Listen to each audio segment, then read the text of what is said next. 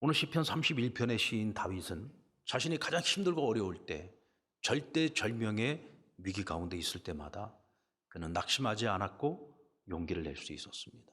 그러면 그 이유가 뭐냐? 오늘 이 시편에 우리가 함께 읽었던 본문의 말씀에 보면 주를 두려워하는 자를 위하여 쌓아두신 하나님의 은혜가 있기 때문이라고 고백합니다. 근데 하나님께서 그 쌓아두신 그 은혜가 뭐냐? 죽게 피하는 자를 위하여 인생 앞에 베푸시는 은혜다라고 고백을 하고 있습니다. 다윗은 자신에게 베푸시는 하나님의 은혜를 왜 쌓아두신 은혜라고 하는 표현을 쓰고 있는 걸까요? 뭐 다른 여러 가지 많은 표현도 있을 텐데 왜 내게 베푸신 하나님의 은혜는 쌓아두신 은혜라고 고백을 하는 걸까요? 그가 경험한 하나님의 은혜는 마치 자신의 모든 것을 아시는 하나님께서, 자신의 과거와 현재와 미래와 모든 것을 아시는 하나님께서 나를 위한 은혜를 쌓아두시고 그때그때마다 내가 어려움에 처해 있을 때, 내가 힘들고 어려울 때마다 하나님께서는 마치 기다리고 계셨던 것처럼, 마치 하나님께서 내게 찾아와 계신 것처럼 그렇게 나에게 그때그때 필요한 은혜를 내게 부어주셨다는 거예요. 준비된 은혜였다는 겁니다. 그래서 하나님의 은혜는 어느 날 갑자기 위에서 쏟아 부어주시는 은혜가 아니라 항상 준비되어 있어서 언제든지 내가 하나님을 찾고 하나님께 부르짖을 때 내게 필요한 것들로 채워주시는 하나님의 은혜였다라고 고백하는 것입니다. 그래서 그는 쌓아두신 그 하나님의 은혜가 어찌 큰지 그 하나님의 은혜에 대해서 감사하고 찬양을 하고 있는 것이죠. 먼저 하나님의 쌓아두신 은혜는 자신을 원수의 손에서 벗어나게 하셨다. 또 말다툼에서 면하게 하셨다라고 고백을 합니다. 자, 오늘 본문이 우리 20절 말씀을 같이 한번 읽어볼까요? 20절 말씀입니다. 시작. 주께서 그들을 주의 은밀한 곳에 숨기사 사람의 꾀에서 벗어나게 하시고 비밀이 장막에 감추사 말다툼에서 면하게 하시리이다. 여러분, 다윗의 일생을 보면은요, 그가 초기에 그가 겪었던 그 환란의 시기는 사울의 왕궁에 있을 때였죠. 사울의 왕궁에 있을 때 그는 사울에게만 미움을 받았던 것이 아닙니다. 그와 함께 경쟁을 해야 되는 많은 신하들이 있었잖아요. 그런데 백성들로부터 그가 추앙을 받는 그 모습을 보면서 얼마나 시기 질투심이 불타올랐겠습니까?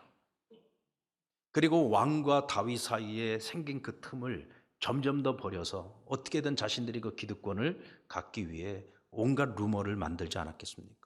없는 말도 지어내서 다윗을 제거하기 위해 꾀를 나는 자들이 많았다는 얘기죠.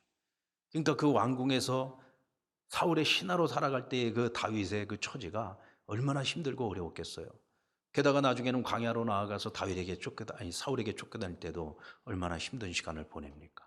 나중에 그가 왕의 보좌에 앉았을 때에도 그의 자리를 탐내는 수많은 사람들이 반역을 꾀하지 않습니까?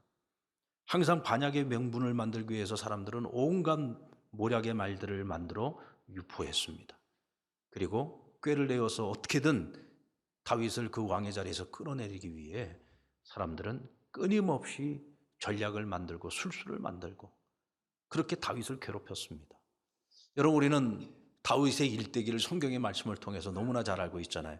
우리는 다윗을 그냥 위대한 왕으로 알고 있지만 사실은 그의 인생 전체가 산전수전 공중전까지 다 치러야 했던 고난의 세월이었습니다. 그런데 그때마다 하나님께서는 다윗을 은밀한 곳에 숨기셨다고 했어요. 주의 은밀한 곳에 그를 숨기셨다. 그 은밀한 곳이 어디입니까? 바로 광야입니다. 사울에게 쫓겨다닐 때도 광야로, 나중에 그의 아들 압살롬이 쿠데타를 일으키는 인생의 말년에도 그는 광야로 나아갔습니다. 하나님은 그를 광야에 숨기셨고 그 은밀한 하나님의 품 안에서 그를 보호해 주셨습니다. 여러분, 사람들은 기도해서 뭐하냐고 말합니다. 그러나 기도는 사람들과의 말다툼을 피하고 하나님 앞에서 탄식하는 시간입니다. 여러분들, 제가 전에도 말씀드렸지만은 여러분들에게 어떤 억울한 일이 있어요, 말 못할 고민이 있고 정말 괴롭고 힘든 일들이 있을 때 절대로 사람 붙잡고 하소연하지 마십시오. 때로는 우리가 사람 붙잡고 하소연하다가 오히려 더 큰 상처를 받는 경우가 많습니다. 그러나 우리 하나님께서는 우리가 아무리 어떤 것을 가지고 탄식을 해도 하나님은 그 탄식을 다 받아주십니다. 하루가 멀다 하고 날마다 우리가 탄식을 한다고 할지라도 하나님께서는 우리를 꾸짖지 않고 그 탄식을 다 들어주십니다. 그러니까 여러분, 하나님께 탄식하시기 바랍니다.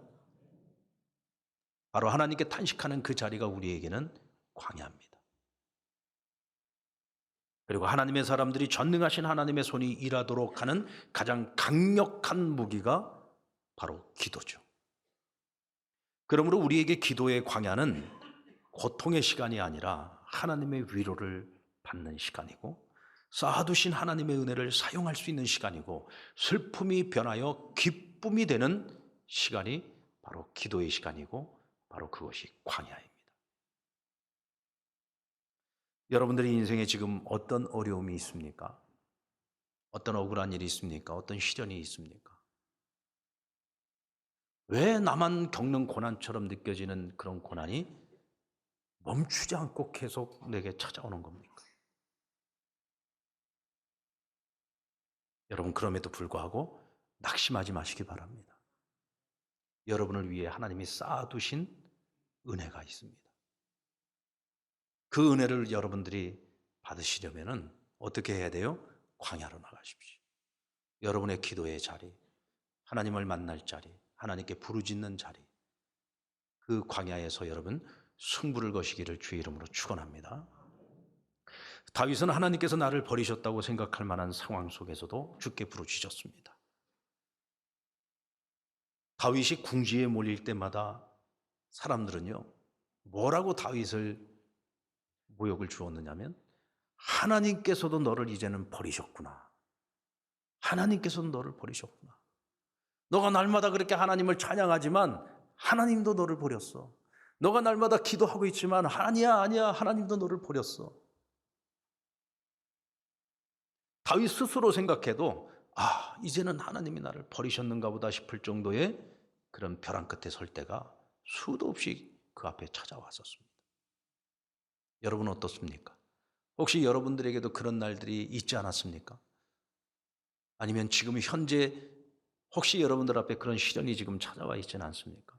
남들은 다 행복해 보이는데 지금 나만 불행해 보이는 지금 현재 그런 어떤 삶의 정황에 놓여 있지는 않습니까? 여러분, 다윗이 이와 같이 어려운 상황 속에서도 낙심하지 않고 오히려 기뻐하며 하나님께 부르짖을 수 있었던 것은 바로 쌓여있는 은혜가 있음을 조금도 의심치 않았기 때문에 그렇습니다. 우리 7절 말씀을 같이 한번 읽겠습니다. 시작. 내가 주의 인자하심을 기뻐하며 즐거워할 것은 주께서 나의 고난을 보시고 환난 중에 있는 내 영혼을 아셨으며. 내가 하나님께 부르짖기 전에 이미 하나님께서 내게 찾아오셨다는 거예요. 준비된 쌓여있는 은혜를 가지고 주님께서 항상 먼저 찾아와 주셨다. 여러분들, 소경 바디메오 이야기를 우리는 잘 알고 있습니다. 그는 날 때부터 보지 못하는 자였습니다. 예수님께서 자기네 마을에 오신다는 소문을 듣고 이것이 내가 눈을 뜰 수 있는 내 인생의 역전을 찾아올 수 있는 유일한 기회라는 생각을 가지고 간절한 마음으로 주님을 기다렸어요. 주님이 오셨다는 이야기를 들으면서 소리를 질렀습니다. 다윗의 자손 예수여, 나를 불쌍히 여겨소서. 사람들이 조용히 하라고 하는데도 불구하고 그는 계속 외쳤습니다. 여러분, 그 부르짖음을 들으신 예수님께서 발걸음을 그 앞에 멈추시고 내가 내게 무엇을 해주기를 원하냐고 물을 때에 주여 내가 보기를 원하나이다. 그리고 주님께서는 그에게 기적을 베풀어 주셨습니다. 자, 우리는 이 바디메오에게 일어난 이 기적의 사건이 그가 간절함을 가지고 하나님께 부르짖었기 때문에, 예수님께 부르짖었기 때문에 그가 고침받을 수 있었다라고 저도 수도 없이 여러분들에게 설교를 했고 여러분들도 그렇게 알고 계십니다. 틀린 얘기가 아니에요. 맞는 얘기입니다. 근데 또 한편으로 생각을 해본다면, 만약에 그날 어떤 특별한 상황이 벌어져 가지고 바디메오가 소리질러 외칠 수 없었어요. 부르짖을 수 없었다고 한번 생각을 해봅시다.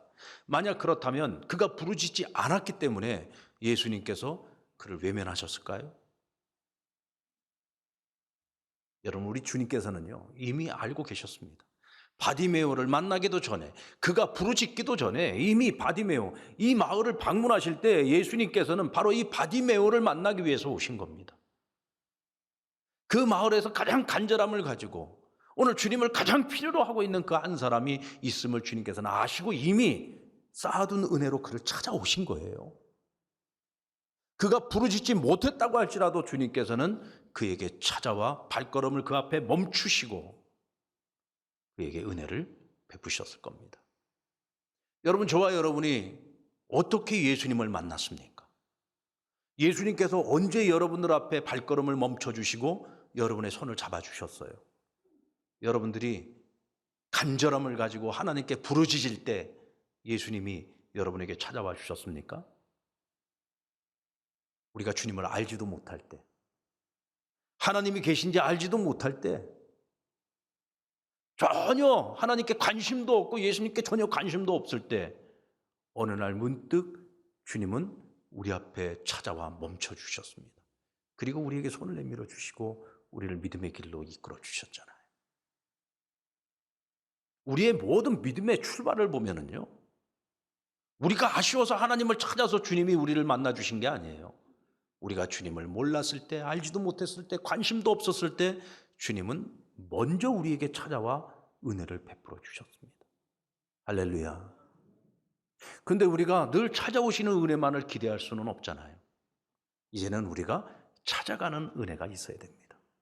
우리가 찾아가는 은혜가 있을 때 쌓아두신 은혜를 우린 더 많이 누릴 수 있는 거예요. 어떤 사람이 죽어서 천국을 갔어요. 사도 베드로가 천국에 온 그 사람에게 이 천국을 소개를 해주는 거예요. 데리고 다니면서. 그럼 많은 방들이 있는데 그 방들마다 신기한 것들이 많이 있는데 그걸 쭉 보여줍니다. 그러다가 한 방에 보니까 너무나 예쁘게 포장되어 온 선물 상자들이요, 산더미처럼 쌓여 있는 거예요. 그래서 물었습니다. 아니, 저기에 저렇게 예쁘게 포장되어져 있는 저 많은 선물들은 대체 뭡니까? 베드로가 이렇게 얘기해 줍니다. 하나님께서는 당신의 자녀들을 위해서 이렇게 많은 선물을 쌓아두고 준비해 놨는데 당신의 자녀들이 이 땅에서 기도를 안 해서 찾지도 않고 부르짖지도 않아서 그냥 이 선물이 하나도 그들에게 배달되지 못하고 여기 그대로 다 쌓여 있는 거라. 혹시 여러분 지금 현재의 여러분의 삶 속에 하늘에만 쌓여 있고 여전히 지금도 내가 받아 누리지 못하고 있는 쌓여 있는 은혜가 여러분들에게 너무 많지는 않습니까? 여러분들은 그 쌓여진 그 은혜를 지금 얼마만큼 누리고 있습니까? 만약에 여러분들이 그것을 지금 누리지 못하고 있다고 한다면 그것은 우리가 주님께 그 은혜를 얻기 위해 나아가지 않기 때문에, 여러분들이 찾아가지 않기 때문에, 항상 은혜라고 하는 것은 다 하나님 먼저 찾아와서 다 거저주시는 것으로만 생각을 하지 그것을 내가 찾아서 누릴 생각을 못하고 있는 거죠. 다윗을 보십시오. 언제나 하나님은 늘 먼저 찾아오시는 분이라고 고백하고 있지만 그는 날마다 하나님께 기도하고 있잖아요. 주어지는 은혜, 찾아오는 은혜만 기다리는 것이 아니라 그는 항상 찾아가는 은혜를 구했단 말이에요. 날마다 주를 찬양하고 날마다 하나님 앞에 무릎으로 나아가고, 그러니까 내게 시련이 찾아왔을 때에는 이 시련은 나에게 기회인 겁니다. 내가 하나님을 더 찾을 수 있는 기회인 거죠. 내가 쌓아진 은혜를 하나라도 더 누릴 수 있는 기회인 겁니다. 그러니까 오히려 시련의 때에 나는 오히려 기뻐하며 하나님께 부르짖었다고 고백하고 있는 거예요. 혹시 여러분들 낙심하고 계시지는 않습니까? 이젠 더 이상 낙심하지 마세요. 절망하고 있습니까? 절망하지 마십시오. 오히려 이것은 기회입니다. 쌓여있는 그 은혜, 하나님 나를 위하여 준비해 놓으신 그 선물을 받을 수 있는 기회란 말입니다. 오늘 저와 여러분이 그 기회를 놓치지 않기를 바랍니다. 찾아가는 은혜를 누리시기를 주의 이름으로 축원합니다. 쌓아두신 은혜를 믿는 사람들은요, 어떤 상황 속에서도 꿈을 포기하지 않습니다. 여러분, 요셉은 하나님께서 주시는 꿈을 받았어요. 그런데 그 꿈 때문에 시련도 당합니다. 형제들의 손에 팔려서 애굽의 노예로 팔려가지 않았습니까? 이건 여러분 벼랑 끝에 지금 서 있는 게 아니고요, 벼랑 끝에서 떨어진 거예요. 벼랑 끝에서 추락해버린 겁니다. 아니, 세상에 형제 손에 팔려가지고 노예가 되는 사람이 어디 있습니까? 그럼에도 불구하고 그는 그 절망적인 상황 속에서도 낙심하거나 자포자기하지 않고 최선을 다했어요. 내가 있는 그 자리에서 최선을 다했습니다. 그래서 그의 주인인 보디발 장군에게 인정을 받게 되죠. 여러분, 보디발은요, 애굽에서 왕 다음으로 부자였습니다. 그러니까 그 집에 있는 대소사, 재산, 재물 모든 걸 다 총괄해서 책임 맡은 그 집안의 집안 총무가 됐어요. 비록 종의 신분이기는 하지만은 그 집안에서는요, 탑입니다, 탑. 그 집에 있는 모든 노예들을 전부 다 총괄하는 사람이란 말이에요. 이제는 좀 자기 삶이 순탄해질 줄 알았습니다. 근데 잘생긴 게 문제예요. 이 요셉이 너무 잘생겼어. 여러분들 스스로 잘생겼다고 생각하시는 분들은 항상 조심하시기 바랍니다. 항상 조심하셔야 돼요. 이 요셉이 너무 인물이 좋으니까 이 보디발의 이 젊은 아내가 호시탐탐 어떻게 요셉하고 한번 좀 어떻게 좀 잘 좀 해볼까. 그렇게 해서 유혹을 계속하는데도 불구하고 이 요셉은 하나님 앞에 정직한 사람이잖아요. 거절합니다. 그로 인해서 누명을 뒤집어 쓰고 이번엔 또 어디로 들어가요? 감옥에 들어가게 되는 거예요. 감옥에 처박히게 됐습니다. 이건 여러분 벼랑 끝에 서 있는 거예요? 아니면 벼랑 끝에서 떨어진 거예요? 네? 이건 벼랑 끝에서 떨어진 거야. 또다시 벼랑 끝으로 떨어진 거예요. 그럼에도 불구하고 그는 절망하지 않고 그 자리에서 최선을 다했어요. 나중에는 그것을 인정받고 감옥 안에 있는 모든 살림살이를 다 도맡아서 관리하는 사람이 됩니다. 그러면서 그는 누구를 만나게 되죠? 떡 맡은 관원, 술 맡은 관원을 만나게 됩니다. 두 사람이 꿈을 꿨는데 꿈을 해석을 해줬는데 꿈대로 됩니다. 한 사람은 감옥에서 결국 죽음에 이르게 되고 한 사람은 꿈대로 살아서 복권을 하게 되죠. 요셉은 생각했을 거예요. 아, 이제 끝났구나. 이제는 누명도 벗게 되고 이제는 자유를 얻겠구나. 근데 자그마치 3년 동안 침묵의 세월을 보내게 됩니다. 그렇게 3년이 지나고 바로 왕이 꿈을 꿨는데 이 꿈을 아무도 해석을 못 해주는 거예요. 그때 술 맡은 관원은 요셉이 생각났습니다. 요셉이 이야기를 해주게 되었고 요셉이 결국 바로의 꿈을 해석하면서 그의 나이 30에 애굽의 총리가 됩니다. 여러분, 처음 형제들의 손에 의해서 팔려갔을 때의 나이가 17살이었습니다. 그리고 13년이 지나서 그는 애굽의 총리가 된 겁니다. 여러분, 그 전에 그가 총리가 되려고 해도요, 30세가 되지 않으면 애굽의 총리가 될 수 없었어요. 그게 애굽의 법입니다. 그러니까 하나님께서는 어쨌든 간에 13년을 그를 채워야 되는 거예요. 그리고 혹시 13년 동안 수많은 시련을 통해서 그를 훈련시키고 연단시켜서 한 나라를 책임질 수 있는, 그리고 고난의 때에 한 민족뿐만 아니라 모든 민족을 구원하는 구원자로 하나님은 그를 훈련시키고 세우신 겁니다. 할렐루야. 그가 절망의 그 벼랑 끝에서 떨어질 때마다 자포자기하지 않고 최선을 다해서 전화위복을 만들어낼 수 있었던 것은 그 또한 다윗처럼 하나님 내게 꿈을 주셨을 때에 하나님께서는 나를 위하여 은혜를 쌓아두고 있다는 것을 그는 믿었어요. 의심치 않았습니다. 그래서 그 모든 시련을 통해서 하나님은 나에게 은혜를 베푸시고 그 시련을 통해서 하나님은 나를 지름길로 인도하셨다는 것을 그는 깨달았어요. 훗날 여러분, 그 형제들이 요셉 앞에 무릎을 꿇게 되죠. 자기들이 팔았던 그 요셉이 애굽의 총리가 돼 있는 겁니다. 이제 우리는 다 죽었다고 생각했습니다. 그때 요셉이 그들에게 뭐라고 말합니까? 형님들, 두려워하지 마십시오. 당신들의 손으로 나를 팔았지만 그것은 하나님께서 당신들의 손을 이용해서 나를 이곳에 먼저 오게 하신 것입니다. 그래서 내 아버지의 집을 구원하게 하시고 또 이 고난의 때에 여러 민족을 살리기 위하여 하나님 나를 이곳에 먼저 보낸 것입니다. 하나님이 주신 꿈이 있습니다. 그 꿈을 이루어가는 여정 속에는 많은 시련과 아픔이 있습니다. 그러나 그것도 하나님의 은혜요. 그 시련을 통해서 하나님은 나를 오늘 여기까지 오게 하신 것입니다. 그리고는 하나님께 영광을 돌리는 것이죠. 우리 15절 말씀을 같이 한번 읽어보겠습니다. 15절 말씀 시작. 나의 앞날이 주의 손에 있사오니 내 원수들과 나를 핍박하는 자들의 손에서 나를 건져 주소서. 여러분, 여러분의 앞날을 아십니까? 앞으로 여러분들 인생에 금년 안에 어떤 일이 일어날지 아십니까? 내년에? 3년 후에? 10년 후에?